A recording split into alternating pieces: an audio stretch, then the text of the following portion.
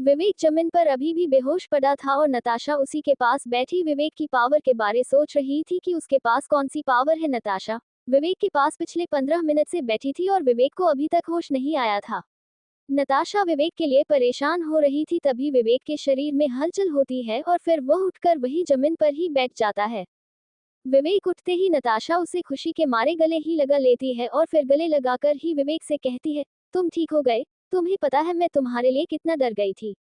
नताशा ने अभी भी विवेक को गले से ही लगा रखा था। नताशा तो विवेक के लिए सच में ही डर गई थी, क्योंकि विवेक ने उसकी जान बचाई थी और विवेक ने तो उसके दादाजी की जान बचाने का वादा भी कर रखा है, और अगर विवेक को कुछ हो जाता है तो उसके दादाजी की जान पर भी खतरा आ सकता है। अच्छा हो सब तो ठीक है, पर मुझे छोड़ तो दो, विवेक ने नताशा से कहा। नताशा ने फिर विवेक को अपने से थोड़ा दूर किया और विवेक से सीधे सीधे पूछा, तुम्हारे पास कौन सी पावर है? क्या तुम्हारे पास हीलिंग पावर है? नताशा का सवाल सुनकर विवेक थोड़ा हैरान हो गया था। उसकी तो समझ में ही नहीं आया कि नताशा उससे उसकी पावर के बारे में क्यों पूछ रही है। विवेक ने फिर कुछ सोचकर नताशा को सब कुछ सच सच बता दिया। मुझे नहीं पता, मेरी पावर का ऑरा कुछ अलग ही था और मुझे उसके बारे में पावर लाइब्रेरी में जाकर भी पता नहीं चला। विवेक ने वैसे तो नताशा को सब कुछ सच ही बताया था, लेकिन उसने उसे यह नहीं बताया था कि उसे पावर लाइब्रेरी में एक किताब मिली थी जिसके अंदर इविल पावर के अलावा और कुछ भी नहीं लिखा था। विवेक को तो उस किताब से ज्यादा कुछ पता भी नहीं चला था, इसलिए उसने किताब के बारे में ना बताना ही सही समझा। नताशा ने जैसे ही विवेक की बात सुनी तो वह थोड़ी हैरान हो गई थी और विवेक के बारे में ही सोच रही थी कि अगर इसे अभी तक अपनी पावर के बारे में नहीं पता चला है तो ये जब कितना ज्यादा पावरफुल है, जब इसे अपनी पावर के बारे में पता चलेगा तो ये जब कितना ज्यादा पावरफुल हो जाएगा। नताशा तो यही सोच सोचकर परेशान हुई जा रही थी। नताशा तो अपने मन में विवेक को हर पावर के साथ इमेजिन कर रही थी कि विवेक वाटर पावर के साथ कैसा लगेगा और किसी और दूसरी पावर के साथ कैसा लगेगा। विवेक फिर खड़ा होता है और उस तस्वीर के पीछे वाली दीवार को देखता है जिसके पीछे एक बड़ा सा होल था। विवेक जब ध्यान से देखता है तो उसे उस होल में एक किताब दिखती है जो कि पूरी तरह काली रंग की थी और उसे पे एक भी अक्षर नहीं लिखा हुआ था। विवेक फिर उस किताब को उस होल में से निकालता है और फिर देखने लगता है। विवेक को जब उस किताब को देखने के बाद भी उसके कुछ भी समझ में नहीं आ रहा था कि इस किताब का क्या फायदा है, तो उसके पास बस एक ही चारा था कि वह उस किताब के बारे में नताशा से ही पूछ ले। ये किताब किस चीज की है? बड़ी ही अजीब सी है, किसी पावर की तो लग नहीं रही है, विवेक ने किताब को नताशा को दिखाते हुए कहा। विवेक की बात सुनकर नताशा ने उस किताब को विवेक के हाथ में से ले लिया और उसे ऊपर नीचे करके देखने लगी और फिर कुछ देर तक इसी तरह ऊपर नीचे करने के बाद जब नताशा के कुछ समझ में नहीं आया तो उसने उस किताब को खोलने की कोशिश की, लेकिन वह उसे खोल नहीं पाई। नताशा को ऐसा लग रहा था कि किसी ने उस किताब को बहुत ही पावरफुल गोंद से चिपका दिया हो और उसे खोलना अब लगभग नामुमकिन हो। नताशा ने फिर कुछ देर तक उस किताब को और देखने के बाद विवेक से कहा, ये किताब हमारे किसी काम की नहीं है, क्योंकि यह किताब किसी पावर की नहीं है, बल्कि यह तो इविल मास्टर की एक स्किल की किताब है जिसे सिर्फ इविल मास्टर के खून की एक बूंद से खोला जा सकता है, तो इस किताब को यहीं पर रख दो, ये हमारे किसी काम की नहीं है। नताशा ने बचपन से ही इविल ओरा और उससे जुड़ी हर चीज के बारे में अच्छे से पता करा है और इसीलिए उसे इविल मास्टर की कुछ चीजों के बारे में तो पता ही है, आम लोगों से तो ज्यादा ही। इसलिए नताशा ये भी जानती थी कि इस किताब को किसी इविल मास्टर के बिना खोलना नामुमकिन है, तो इस किताब को अपने साथ ले जाना तो एक पागलपन ही है, क्योंकि अगर किसी इविल मास्टर को इस बारे में पता चला तो बिना बात ही जान खतरे में पड़ जाती है। वही विवेक ने जैसे ही नताशा की बात सुनी तो उसकी आंखों में चमक आ गई। विवेक भले ही कोई इविल मास्टर नहीं था, लेकिन उसे लग रहा था कि अगर उसके पास कोई इविल पावर है तो वह इस किताब को भी खोल सकता है। विवेक के मन में तो अभी से लड्डू फूटने लगे थे और वह सोचने लगा था कि अब उसके पास भी कोई पावर होगी, भले ही कमजोर क्यों ना हो, पर होगी तो ना होने से तो कमजोर ही बेहतर है। इतना सोचकर विवेक ने उस किताब को नताशा के हाथ में से तुरंत छीन लिया, जैसे कि उसके हाथ में कोई किताब नहीं बल्कि खजाना रखा हो। विवेक ने उस किताब को तुरंत अपनी स्पेस रिंग में रख लिया और फिर वह उस होल में देखने लगा कि कहीं यहाँ और कोई स्किल की किताबें तो नहीं है। विवेक कुछ देर तक वहां आसपास देखता है और जब उसे कुछ नहीं मिलता तो वापस अपनी जगह पर आकर खड़ा हो जाता है। विवेक थोड़ा उदास तो हो गया था कि उसे कोई और किताब नहीं मिली। वह तो अपने मन में सोच रहा था काश एक और किताब मिल जाती तो कितना अच्छा हुआ, पर कोई बात नहीं, कम से कम एक किताब तो मिल, मुझे ज्यादा लालच भी नहीं करना चाहिए। नताशा ने जब विवेक को इस तरह एविल मास्टर की किताब को अपनी स्पेस रिंग में रखा तो वह तो बहुत ज्यादा हैरान हो गई और सोचने लगी कि अब यह इस तरह पागलों वाली हरकत क्यों कर रहा है। इसे तो इस किताब से कुछ भी नहीं मिलने वाला है और मेरी तो ये समझ में नहीं आ रहा है कि जब उस किताब का कुछ होने वाला ही नहीं था तो ये दूसरी किताब को ढूंढकर क्या करता, कहीं यह पागल तो नहीं हो गया है। नताशा ने विवेक के लिए तो अपने मन में कुछ से कुछ सोच लिया था और जब उसे उसके सवालों के जवाब नहीं मिले तो उसने सीधा विवेक से ही पूछ लिया, विवेक, जब ये किताब तुम्हारे किसी काम की है ही नहीं तो तुमने उसे अपनी स्पेस रिंग में क्यों रखा है? और चलो वह बात तो छोड़ो, पर तुम तो मुझे ये बताओ कि तुम उस होल में दूसरी किताब को क्यों देख रहे थे? क्या तुम्हारे लिए ऐसी एक किताब काफी नहीं है जो तुम दूसरी भी ढूंढने लगे? नताशा की बात सुनकर विवेक के अब ये समझ में नहीं आ रहा था कि वह इसे क्या जवाब दे। थोड़ी देर पहले तो विवेक जब अपनी ही सोच में गुम था तो उसने तो नताशा की तरफ बिल्कुल भी ध्यान नहीं दिया था। उस वक्त तो एक पल के लिए विवेक को ऐसा लगा था कि वहां उसके अलावा और कोई भी नहीं है और वह इसलिए नताशा को नजरअंदाज करके उस बड़े से होल में किताब को ढूंढने लगा और अब वह ये नहीं समझ पा रहा था कि वह अब नताशा को क्या जवाब दे। विवेक ने फिर कुछ सोचा और कहा, वो मैं इस किताब को इसलिए ले रहा हूँ ताकि मैं ज्यादा से ज्यादा एविल पावर के बारे में जान सकूं और अगर मुझे इस बारे में कुछ भी पता चला तो इससे तुम्हारे दादाजी की बीमारी ठीक करने में मुझे आसानी होगी। विवेक ने बोला तो झूठ ही था, लेकिन नताशा को तो उसकी बात पर यकीन हो रहा था और उसे विवेक की बात सही भी लग रही थी क्योंकि उनके पास एविल मास्टर या एविल ओरा के बारे में जितनी ज्यादा जानकारी होगी नताशा के दादाजी के ठीक होने के में उतनी ही आसानी होगी। नताशा तो अब ये सोच रही थी कि यह ख्याल उसके मन को छोड़कर विवेक के मन में कैसे आया। विवेक और नताशा अपनी अपनी सोच में ही डूबे हुए थे, तभी विवेक के पास गोल्डन ड्रैगन आता है। गोल्डन ड्रैगन को आगे से आते हुए देखकर विवेक को हैरानी होती है और वह अपने कंधे पर देखने लगता है कि कभी यह कोई और तो नहीं, लेकिन विवेक के कंधे पर कोई भी नहीं होता है। विवेक को गोल्डन ड्रैगन को आते हुए देखकर हैरानी इसलिए हो रही थी क्योंकि विवेक को तो पता भी नहीं चला कि गोल्डन ड्रैगन उसके कंधे पर से कब उठकर कहीं और चला गया और नताशा ने भी बाकी सभी कामों के चक्कर में गोल्डन ड्रैगन पर ध्यान ही नहीं दिया था। गोल्डन ड्रैगन जैसे ही उसके पास आता है तो विवेक ने उससे तुरंत सवाल कर दिया, तुम मुझे बिना बताया कहाँ गए थे? विवेक की बात सुनने के बाद गोल्डन ड्रैगन कुछ समय ठहर कर बोला, मैं इस महल को देख रहा था कि यहाँ कहीं और ट्रेजर तो नहीं है। इतना कहकर गोल्डन ड्रैगन एक पल के लिए रुकता है और फिर गहरी सांस लेकर कहता है, अच्छा अभी और सवाल जवाब का समय नहीं है, तुम बस मेरे साथ चलो। इतना कहकर गोल्डन ड्रैगन आगे की तरफ चलने लगता है और उसके पीछे पीछे विवेक और नताशा भी चलने लगते हैं। विवेक गोल्डन ड्रैगन को अजीब तरीके से देख रहा था, जैसे कि उसे गोल्डन ड्रैगन कुछ पूछना हो और उस बात का जवाब सिर्फ गोल्डन ड्रैगन ही दे सकता हो, उसके अलावा और कोई भी नहीं दे सकता है। असल में विवेक गोल्डन ड्रैगन से यह पूछना चाहता था कि वह इस वक्त उड़ने की बजाय चल क्यों रहा था। विवेक ने गोल्डन ड्रैगन को उड़ते हुए कई बार देखा है और वह जानता था कि गोल्डन ड्रैगन उड़ सकता है, लेकिन विवेक ने उसे आज से पहले कभी चलते हुए नहीं देखा था। इसलिए विवेक बहुत देर से सिर्फ यही सोच रहा है कि गोल्डन ड्रैगन उड़ क्यों नहीं रहा है। विवेक ने अपने दिमाग के सारे घोड़ों को दौड़ा कर देख लिया था, लेकिन उसकी समझ में ही नहीं आ रहा था कि गोल्डन ड्रैगन उड़ क्यों नहीं रहा है। विवेक ने जब काफी देर तक सोचा और उसकी कुछ समझ में नहीं आया तो उसने गोल्डन ड्रैगन से ही पूछ लिया, गोल्डन, तुम मुझे एक बात बताओ कि तुम यहाँ पर चलने की बजाय उड़ क्यों नहीं रहे हो? विवेक की बात सुनकर गोल्डन ड्रैगन ने उसे कहा, असल में बात तो यह है कि मैं जब भी उड़ता हूँ तो मुझे उड़ने के लिए अपनी एनर्जी को लगना पड़ता है, जिस वजह से मैं सिर्फ उतनी ही देर तक उड़ सकता हूँ जब तक कि मेरी एनर्जी खत्म नहीं हो जाती है। और हम लोग जिस जगह पर इस वक्त है वह बहुत खतरनाक है और हमें यहाँ अपनी एनर्जी को सोच समझकर ही इस्तेमाल करना होगा। गोल्डन ड्रैगन और विवेक को आपस में बात करते देख नताशा उन दोनों के बारे में सोच रही थी। ये दोनों ही बिल्कुल अजीब है, इस विवेक की तो पावर को ही मैं नहीं समझ पाई हूँ कि इसके पास कौन सी पावर है और यह कितना ज्यादा ताकतवर है। और दूसरी इसकी यह अजीब सी बिल्ली जो बोल भी सकती है और उड़ भी। मैंने तो पहले कभी ऐसी बिल्ली के बारे में नहीं सुना। अरे बिल्ली क्या, मैंने तो पहले कभी ऐसे डिमन के बारे में भी नहीं सुना है जो कि इवोल्व होने से पहले बोल सके। ये दोनों ही बहुत अजब है और मुझे इनके बारे में पता करना होगा। नताशा ये सब ही सोच रही थी, तभी वह गोल्डन ड्रैगन के बारे में सोचती है कि क्या ये सच में बिल्ली ही है। पर बिल्ली जैसा लगता तो नहीं और ये तो बोल भी सकता है, वरना ऐसी और कौन सी बिल्ली कर सकती है। और इसका नाम क्या है? गोल्डन। अरे इन्हें कौन समझाए, अगर किसी बिल्ली का रंग गोल्डन हो तो उसका नाम भी गोल्डन नहीं रख देते हैं। अगर तुम किसी बिल्ली को गोल्डन कहकर बुलाओगे तो कितना अजब लगता। अगर तुम इसका कोई अच्छा सा नाम नहीं रख सकते हो तो इसे बिल्ली कहकर ही बुला लो, यह अजीब सा नाम तो मत रखो। नताशा विवेक को अपने मन ही मन में कुछ से कुछ कह ही रही थी, तभी उन्हें गोल्डन ड्रैगन एक कमरे में लेकर चला जाता है और विवेक को कहता है, देखो यह क्या है।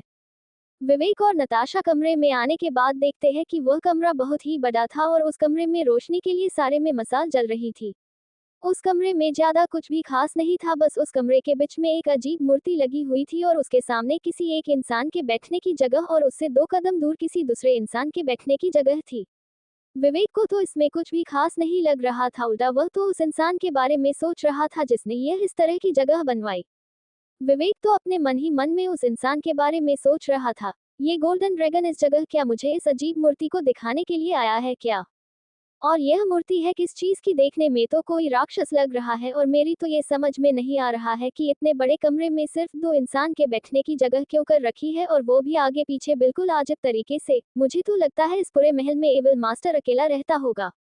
अकेला नहीं रहता होगा, ये दूसरी सिद्ध भी तो है इस महल में, उसके साथ उसका कोई रिश्तेदार रहता होगा या उसकी बीवी। हाँ, यही हो सकता है। और मुझे तो ऐसा ही लग रहा, ये महल ही इतना ज्यादा डरावना बनवा रखा है तो यहाँ तो कोई भी नहीं आता होगा। विवेक तो उस कमरे और एविल मास्टर के बारे में अपने मन ही मन में बुराई करने में लगा हुआ था। वही नताशा का भी उस कमरे में आने के बाद कुछ हाल विवेक जैसा ही हुआ था।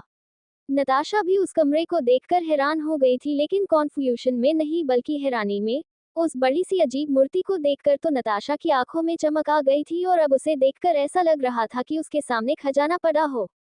नताशा ने तो धीरे से बड़बड़ाना भी शुरू कर दिया। हाँ, ये देखने में तो वही लग रहा है, लेकिन मेरी तो ये समझ में नहीं आ रहा है कि यह कौन सी मूर्ति है, इविल गुरु या इविल गोड? नहीं, नहीं, यह इविल गोड नहीं हो सकता है, वो तो बहुत ही जाने माने इविल मास्टर के महल में पाया जाता है। मुझे लगता है कि यह इविल गुरु है। नताशा ने ये सारी बात कही तो थी आराम से ही, लेकिन विवेक ने सब कुछ साफ साफ सुन लिया था। लेकिन सब कुछ सुनने के बाद भी विवेक के कुछ भी समझ में नहीं आया था। वह तो ये सोच रहा था, अगर इविल ओरा का राजा इविल मास्टर होता है तो इविल गुरु और इविल गोड कौन है? विवेक ने फिर नताशा से ही पूछ लिया, नताशा तुम ये सब क्या कह रही हो? यह इविल गुरु इविल गोड ये सब कौन होते हैं? और जो इस वक्त हमारे सामने यह मूर्ति लगी हुई है, यह मूर्ति किस चीज की है? विवेक की बात सुनकर नताशा ने उसे समझाया, इविल मास्टर के पास इविल ओरा होता है जिससे वह किसी भी आम इंसान के शरीर में अपने ओरा को एक बार डालने के बाद फिर उसे कंट्रोल कर सकते हैं और उस इंसान से कुछ भी करवा सकते हैं। इविल मास्टर अपने ओरा को बहुत ही अच्छे से कंट्रोल कर सकते हैं, जो कि कोई भी आम इंसान नहीं कर सकता है। लेकिन इविल मास्टर को भी अपने लेवल को बढ़ाना होता है, बिल्कुल एक आम इंसानों की ही तरह। और जब यह अपने लेवल को इस हद तक बढ़ा लेते हैं कि जिसके बाद इन्हें अपना लेवल बढ़ाना मुश्किल लगता है, तो फिर यह इविल गुरु की मदद लेते हैं। इविल गुरु भी एक प्रकार से इविल मास्टर ही होता है, लेकिन वह आम इविल मास्टर की तरह नहीं होते हैं। इविल गुरु इविल मास्टर से बिल्कुल अलग होते हैं। इविल मास्टर तो अपना एक महल बनवा लेते हैं और फिर वहीं से बहुत से लोगों में अपना ओरा डालते हैं और बदले में उनसे कुछ इंसानों को मांगते हैं, जिसकी वह बाद में बलि देते हैं और फिर उससे अपने आप को ताकतवर बनाते हैं। लेकिन इविल गुरु अलग अलग शहरों देशों में जाकर वहां के सबसे ताकतवर इंसान को हराकर अपने साथ ले आते हैं और फिर उसकी बलि देकर अपने आप को बहुत ज्यादा ताकतवर बना लेते हैं। नताशा की बात सुनकर विवेक को इविल मास्टर और इविल गुरु से जुड़ी हुई थोड़ी थोड़ी बात समझ में आ रही थी। विवेक के अब इतना तो समझ में आ गया था कि कुछ भी हो, चाहे इंसान हो या कोई इविल राज, तो सिर्फ ताकतवर ही करते हैं और कमजोर को अपना सिर नीचे झुकाकर ही चलना पड़ता है। विवेक में अब इविल मास्टर और इविल गुरु के बारे में तो पता चल गया था, लेकिन नताशा ने उसे इविल गोड के बारे में तो कुछ भी नहीं बताया था। विवेक ने फिर नताशा से इविल गोड के बारे में भी पूछ लिया, नताशा वैसे यह इविल गोड कौन होते हैं? इनके बारे में तो तुमने मुझे बताया ही नहीं। असल में इविल गोड के बारे में तो सिर्फ मैंने भी किताबों में ही पढ़ा है। कुछ लोग तो कहते हैं ये बस कहानियां हैं, इविल गोड जैसा कोई होता ही नहीं है। तो मुझे भी इविल गोड के बारे में ज्यादा कुछ नहीं पता है, लेकिन हाँ, मुझे सिर्फ इतना पता है कि यह इविल गोड बहुत ज्यादा ताकतवर होते हैं और किताबों में लिखा है कि यह सिर्फ उन्हीं पर हमला करते हैं जो कि उनकी पावर को सहन कर सके, और मुझे लगता है कि ऐसा कोई है नहीं। विवेक ने फिर नताशा से पूछा, वैसे अब हम इसका क्या करने वाले हैं? मुझे तो नहीं लगता कि यहाँ कोई दूसरा ट्रेजर भी होगा। विवेक की बात सुनकर नताशा मुस्कुराए और फिर बोली, हम जिस पिल के लिए यहाँ तक आए हैं वह पिल हमें इसी मूर्ति से मिलेगी। नताशा की बात सुनकर तो विवेक की कुछ समझ में ही नहीं आया, उल्टा वह तो हैरान हो गया कि उसे कोई मूर्ति पिल कैसे देगी। विवेक तो पूरी तरह से कंफ्यूज था, लेकिन फिर भी उसने नताशा से इस बारे में नहीं पूछा। तो चलो ठीक है, तुम यहाँ पर उस पिल को ढूंढो और मैं आगे जाकर देखता हूँ कि क्या यहाँ पर और भी ट्रेजर है क्या। नताशा को इतना कहकर विवेक उस कमरे से बाहर चला गया। कमरे से बाहर आने के बाद विवेक उस महल में आगे की ओर जाने लगता है। विवेक उस महल में बहुत सी जगह घूमता है और उसे बहुत से सामान भी मिलता है, लेकिन उसमें से विवेक के काम का कुछ भी नहीं था, इसलिए विवेक ने वह सारा सामान गोल्डन ड्रैगन को दे दिया था और खुद और भी ट्रेजर को ढूंढने के लिए आगे की ओर जाने लगता है। और फिर कुछ ही देर में वह एक और कमरे में आ जाता है। उस बड़े से कमरे में आने के बाद विवेक देखता है कि उस कमरे में तो एक स्विमिंग पूल के जैसा कुछ है, जिसमें से विवेक को एनर्जी बाहर की ओर निकलती हुई महसूस दे रही थी।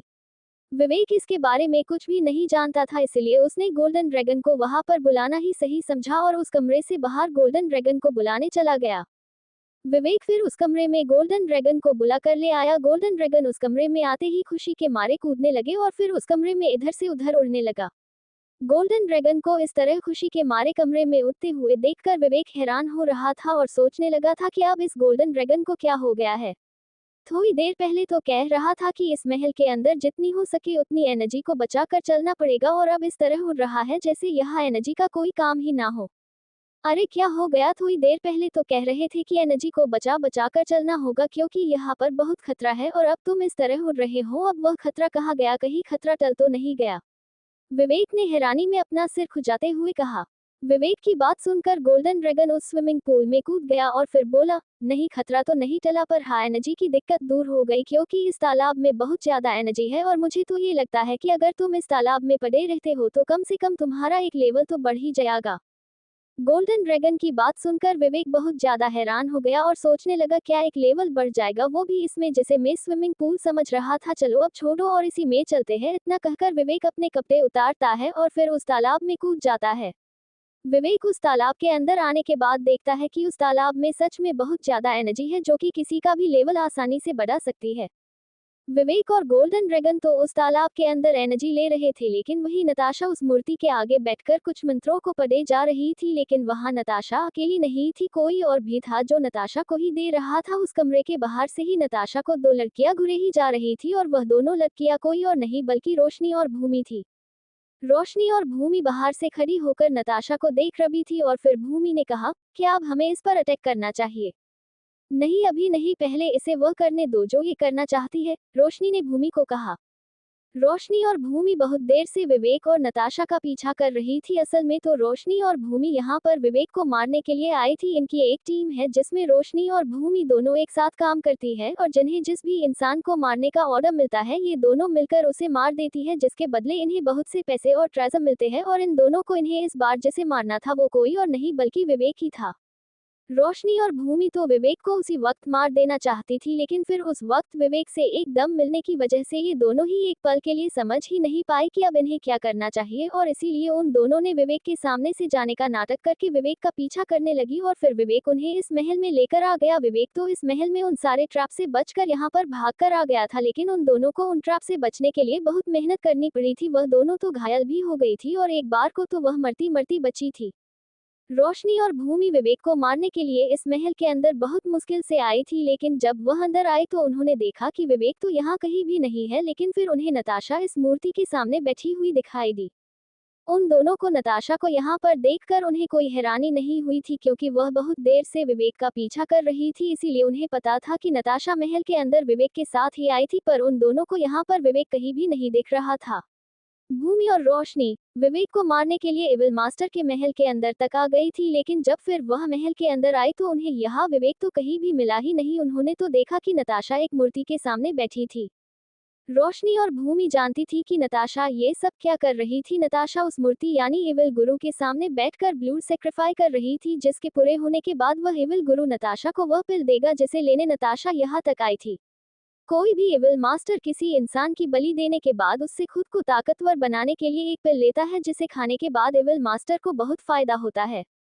नताशा ने सुना था कि ब्लैक फॉरेस्ट में कहीं पर एक एविल पिल छिपाई गई है और फिर नताशा उसी पिल को यहाँ पर लेने के लिए आई थी, लेकिन अब तो नताशा को यहाँ पर खुद एविल गुरु मिल गया जिससे वह बहुत ही बड़े ग्रेड की पिल को ले सकती है, और नताशा इसे किसी भी मौके को छोड़ना नहीं चाहती थी। नताशा ने लगभग ब्लूड सेक्रीफाई पूरी तरह से तो कर ही दिया था, जिसकी वजह से वह बहुत थक भी गई थी और उसका पूरा शरीर पसीने से भीग गया था। कुछ ही देर में फिर एविल गुरु की मूर्ति के हाथ को एक काले रंग के ओरा ने घेर लिया। रोशनी ने जैसे ही देखा कि अब नताशा ने अपना काम पूरा कर दिया और अब उन्हें नताशा की कोई जरूरत नहीं है, तो उसने भूमि को कहा, अटैक, अब अटैक करो।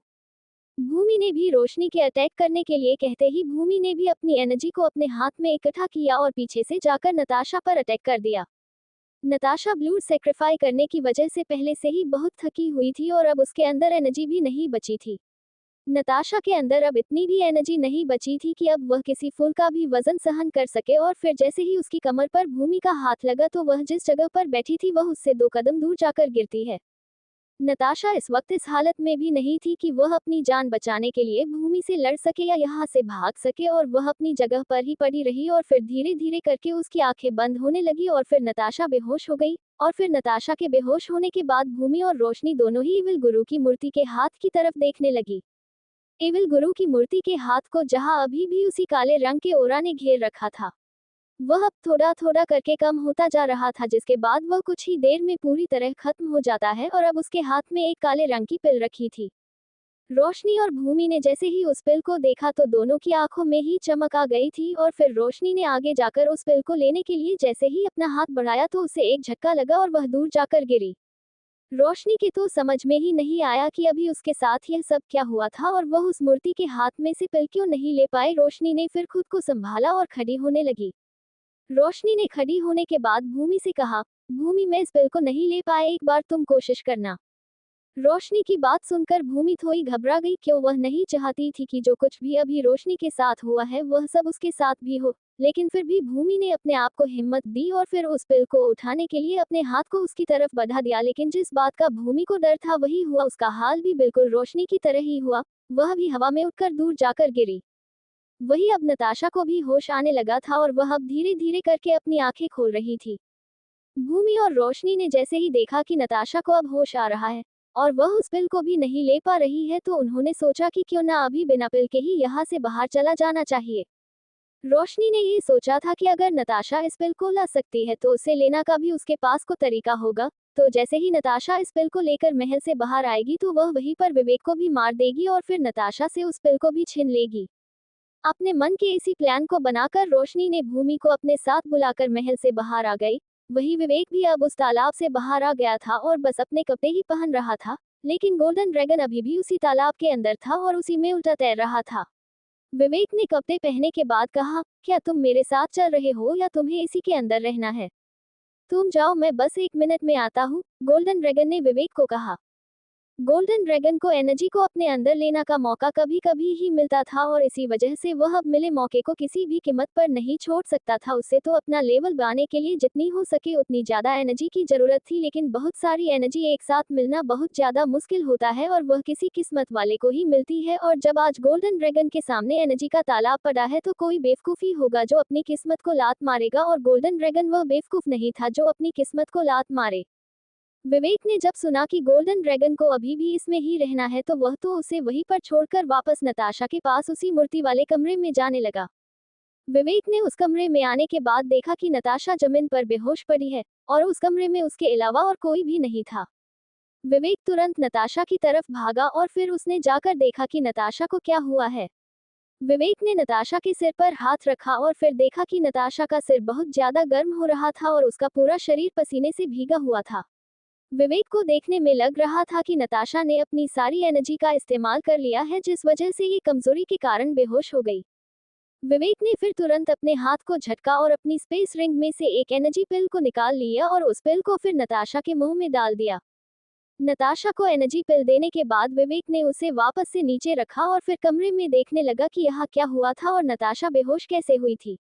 विवेक जब उस एनर्जी के तालाब से बाहर आकर वापस नताशा के पास गया था तो उसने देखा था कि नताशा जमीन पर बेहोश पड़ी थी। विवेक ने जाकर नताशा को देखा तो उसे लगा कि नताशा ने अपनी सारी एनर्जी का इस्तेमाल कर लिया है, जिस वजह से वह कमजोरी के कारण बेहोश हो गई है। विवेक ने फिर उसे एक एनर्जी पिल दी और फिर कमरे में आसपास देखने लगा। विवेक कमरे में देख ही रहा था लेकिन उसे वहां ऐसा कुछ भी नहीं देखा जिससे वह ये समझ सके कि नताशा की एनर्जी खत्म हुई कैसे है। विवेक ये सब सोच ही रहा था तभी उसकी नजर इविल गुरु की मूर्ति के ऊपर जाती है। विवेक को इविल गुरु की मूर्ति देखने में कुछ अजीब सी लग रही थी। विवेक ने एविल गुरु की मूर्ति के सामने खून की कुछ बूंदें देखी। पहले तो उसकी समझ में नहीं आया कि यह खून की बूंदें यहाँ कैसे आए, लेकिन फिर वह कुछ सोचकर अचानक से नताशा के पास गया और उसने जाकर नताशा को देखना शुरू किया तो उसने देखा कि नताशा के हाथ पर एक चोट का निशान है, जिसमें से अभी खून तो नहीं निकल रहा है, लेकिन वह देखने में बिल्कुल ताज़ा ही लग रहा था। विवेक को अब समझ में आ रहा था कि नताशा का ये हाल कैसे हुआ है। विवेक को लग रहा था कि नताशा ने एविल गुरु के साथ कोई डील की है, जिसमें उसने अपने खून से एविल गुरु के साथ कनेक्शन बनाया है कि अगर नताशा उसे आगे धोखा देती है तो वह अपने आप ही मारी जाएगी। विवेक को ये सारी बात एक बार गोल्डन ड्रैगन ने बताई थी, और इस वक्त विवेक को ऐसा ही लग रहा था कि नताशा ने इस एविल गुरु के साथ कोई डील ही की है और इसलिए इसकी सारी एनर्जी भी खत्म हो गई। विवेक ये सब सोच ही रहा था, तभी वह देखता है कि अब नताशा को भी होश आ रहा है और उसकी आंखें धीरे धीरे करके खुल रही है और फिर नताशा कुछ ही देर में उठ जाती है। नताशा उठने के बाद सबसे पहले अपने आसपास देखती है तो उसे वहां पर विवेक के अलावा और कोई दूसरा नहीं दिखाई देता है।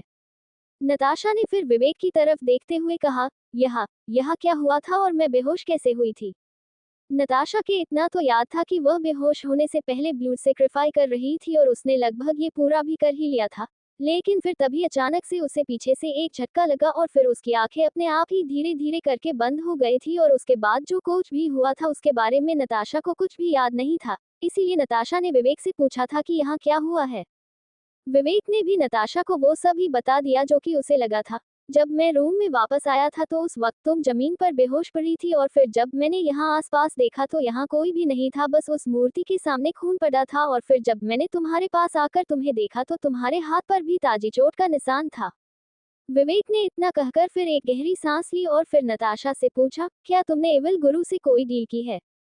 विवेक का सवाल सुनकर नताशा को फपिल के बारे में याद आया। जब से वह उठी थी तो वह तो विवेक से सवाल जवाब करने में ही रह गई थी, लेकिन विवेक के सवाल से उसे याद आया कि वह बेहोश होने से पहले एविल पिल के लिए ही ब्लड सेक्रीफाई कर रही थी और फिर जब नताशा इस काम में पूरी तरह सफल होने वाली थी तो फिर वह अचानक से बेहोश हो गई। नताशा को अपने बेहोश होने का तो कुछ भी पता नहीं चला कि वह बेहोश कैसे हुई थी, लेकिन उसने फिर इस बात से अपना ध्यान हटकर अपनी पिल को और ले जाने के बारे में सोचा। नताशा ने फिर एविल गुरु की मूर्ति की तरफ देखा तो उसके हाथ में अभी भी वही काले रंग की पिल थी, जिसमें से वही थोड़ा थोड़ा काले रंग का ओरा निकल रहा था, जिसे देखकर नताशा की जान में जान आई। नताशा फिर उस एविल गुरु के उस हाथ के पास गई जिसमें पिल रखी थी और फिर उसने उसके हाथ पर अपने हाथ पर लगी चोट के अंदर अपना नखून घुसा दिया और फिर उसके हाथ में से खून निकलने लगा और उसके खून की बूंदें उस एविल गुरु के हाथ पर गिरने लगी। नताशा के खून की बूंदें जैसे ही उस एविल गुरु के हाथ पर गिरने लगी तो उस एविल गुरु के हाथ से निकलता ओरा बंद हो गया और फिर नताशा ने उसके हाथ से उस काले रंग की पिल को उठा लिया। पिल को अपने हाथ में लेने के बाद नताशा ने अपना हाथ झटका और अपनी स्पेस रिंग में से एक छोटा सा बॉक्स निकाल लिया और फिर उस बॉक्स में पिल को रख दिया। पिल को बॉक्स में रखने के बाद नताशा ने बॉक्स को वापस अपनी स्पेस रिंग में रख लिया। विवेक जो वही खड़ा हुआ नताशा को देख रहा था, उसकी यह समझ में नहीं आया था कि जब पिल उस मूर्ति के हाथ में थी तो उसे आराम से उठा लेती, ना उस पर अपने खून की बूंदें गिरने की क्या जरूरत थी। विवेक ने नताशा से सवाल पूछते हुए कहा, तुम इस पिल को सीधे सीधे जाकर भी तो उठा सकती थी, तो तुमने अपनी खून की बूंदें इसके हाथ पर क्यों गिरी? क्योंकि मैंने इस एविल गुरु के सामने ब्लड सेक्रीफाई किया था, और अगर मुझे अब इससे कुछ भी लेना है तो पहले मुझे इसको अपनी पहचान के लिए इसे अपने खून की कुछ बूंदें देनी होगी, जिसके बाद ही यह मेरी मांग को पूरा करेगी कि क्या वह यही इंसान है जिसने मेरे साथ ब्लड सेक्रीफाई किया है।